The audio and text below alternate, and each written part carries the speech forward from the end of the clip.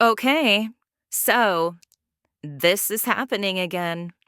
I saw the headline pop up, and honestly, I already knew exactly how the comment sections were gonna look before we even get into facts.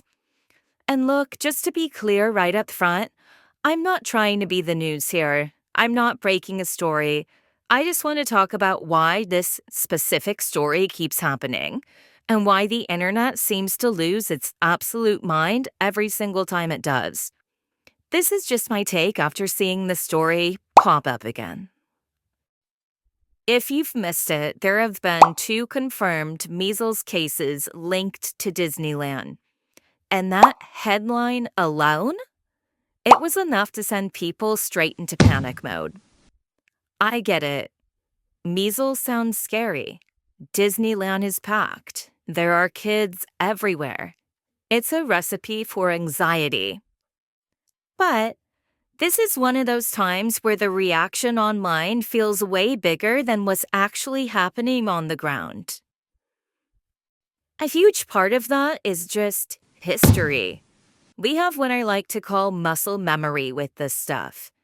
Back in December 2014 through early 2015, Disneyland was actually the center of a massive measles outbreak. That wasn't just a headline, that was a real situation. Over the course of that outbreak, about 147 confirmed cases in the US were linked to the park. Most cases involve people who were unvaccinated, and it even led California to tighten vaccine requirements. But let's look at right now. We're talking about 2 specific cases. 2.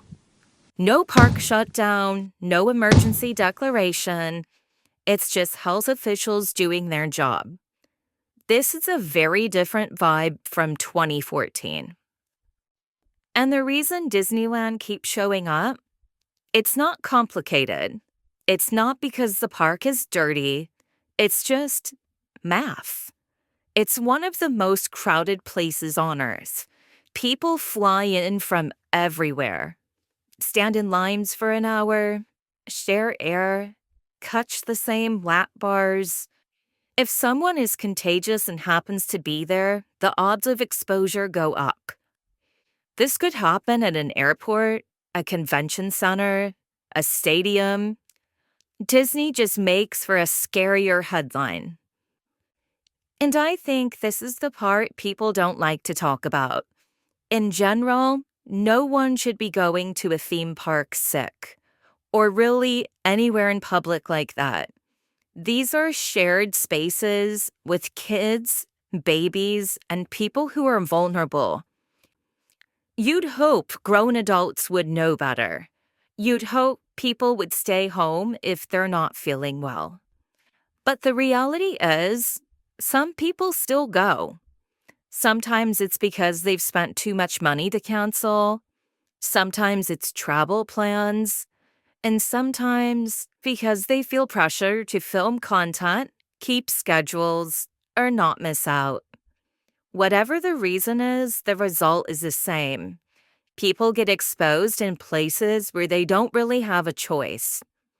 There's no real way to stop that from happening.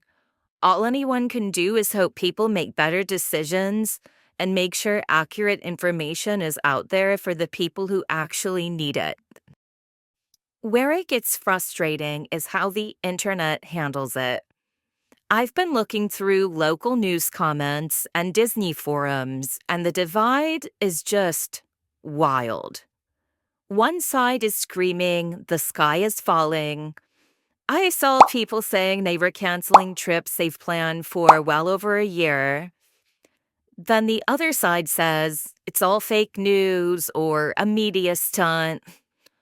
And when those 2 sides start shouting, the important stuff gets buried. Because here's the reality. For most people going to the park, this doesn't change anything. But for that smaller group, parents with babies too young for shots or people with immune issues, this info actually matters. They aren't looking for a debate, they just need facts so they can stay safe. They don't need the panic. To me, this isn't even a story about Mickey Mouse. It's about how we handle bad news. Crowded places come with germs. That's just the price of admission for living in a society. So, yeah, stay informed, know your history, but don't let a Twitter thread convince you the world is ending. I'm curious how you guys see it, though. Does a headline like this actually make you rethink a trip? Or is it just noise at this point? Let me know in the comments. As always, thanks for watching.